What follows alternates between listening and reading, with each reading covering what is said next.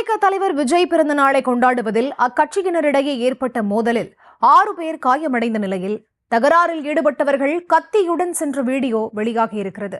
கூடுதல் தகவல்களோடு இணைகிறார் எமது செய்தியாளர் பிரதீப் குமார். அவரிடம் பேசலாம். வணக்கம் பிரதீப் குமார், விவரம். வணக்கம் பிரியா.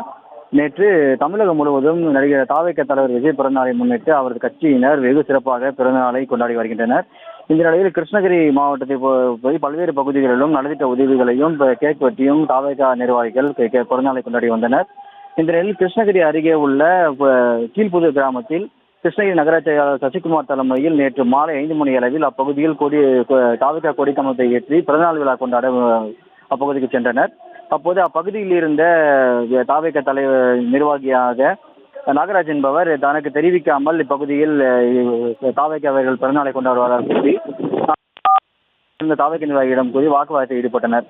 இதனால் இப்பகுதியில் சற்று சலசலப்பு ஏற்பட்ட நிலையில் அப்பகுதியில் இருந்த பொதுமக்கள் தாவேக நிர்வாகிகள் தொண்டர்கள் சேர்ந்து அப்பகுதியில் வாக்குவாதத்தில் ஈடுபட்டனர். அப்போது திடீரென பாஞ்சாலியூர் பகுதியைச் சேர்ந்த தபு என்கின்றவர் அப்பகுதிக்கு வந்து இரு தரப்பினரிடையும் ஏற்பட்ட வாக்குவாதம் கைகலப்பாக மாறியது.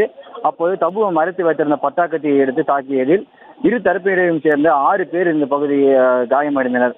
கத்தியை தாக்கி காயமடைந்தனர். உடனடியாக அப்பகுதியில் இருந்த பொதுமக்கள் பகுதியில் இருந்தவர்களை உடனடியாக மீட்டு கிருஷ்ணகிரி அரசு மருத்துவமனையில் சிகிச்சை அளிக்கப்பட்டு தற்போது 6 பேருக்கும் அப்பகுதியில் சிகிச்சை அளிக்கப்பட்டு வருகிறது. மேலும் இதனால் அதிர்ச்சி அடைந்த கீழ்பொது கிராமத்தில் உடனடியாக அங்கு வைக்கப்பட்டிருந்த தாவேகாவினர் கார்கள் மற்றும் பேனர்களை கிழித்து கண்ணாடியை உடைத்து உடனடியாக வாக்குவாதத்தில் ஈடுபட்டனர்.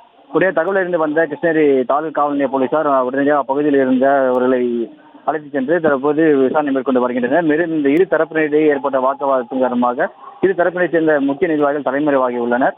இது தொடர்பாக தாலுகா காவல் நிலைய போலீசார் விசாரணை மேற்கொண்டு வருகின்றனர். இந்த சம்பவம் பகுதியில் பரபரப்பை ஏற்படுத்தியுள்ளது.